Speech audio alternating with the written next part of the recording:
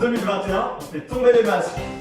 Celui du gouvernement n'est ni de droite ni de gauche, surtout pas de gauche, ni progressiste, bien au contraire. Celui des misogynes et des sexistes qui refusent de considérer les femmes.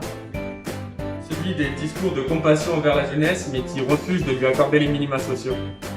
Celui de Laurent Wauquiez et de sa gestion clientéliste de notre région. Pour retrouver nos cinémas, nos restaurants, nos théâtres, en somme, notre culture. Pour montrer le visage d'un parti socialiste engagé, déterminé, rassemblé. Pour retrouver des moments en famille, entre amis, tout simplement ensemble. Pour retrouver l'action de terrain et le contact avec les citoyennes et les citoyens.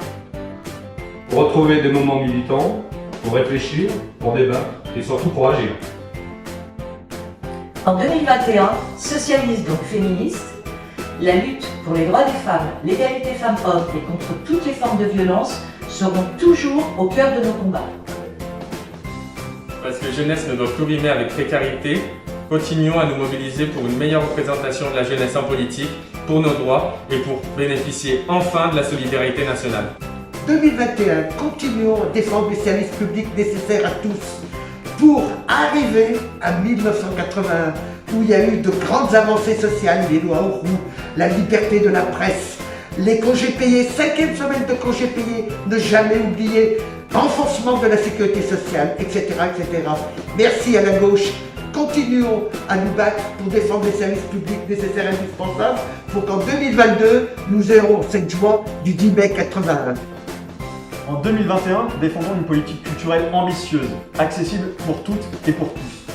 En 2021, soutenons l'ensemble des acteurs du monde culturel et artistique.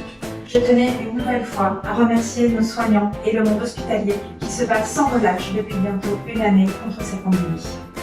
Ce virus qui en 2020 est venu bouleverser nos vies économiques, culturelles, sociales et qui pourtant a redonné du sens aux mots bonté, générosité, solidarité. Chacun d'entre nous, militants, avons pris soin de nos aînés, avons apporté une attention particulière à notre entourage, avons veillé sur nos enfants, sur notre jeunesse.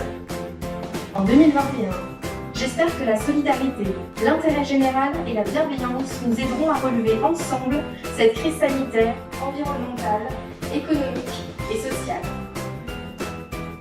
En 2021, retrouvons une société plus apaisée et plus juste. Une année où les inégalités qui s'accroissent avec la pandémie doivent être plus fortement combattues.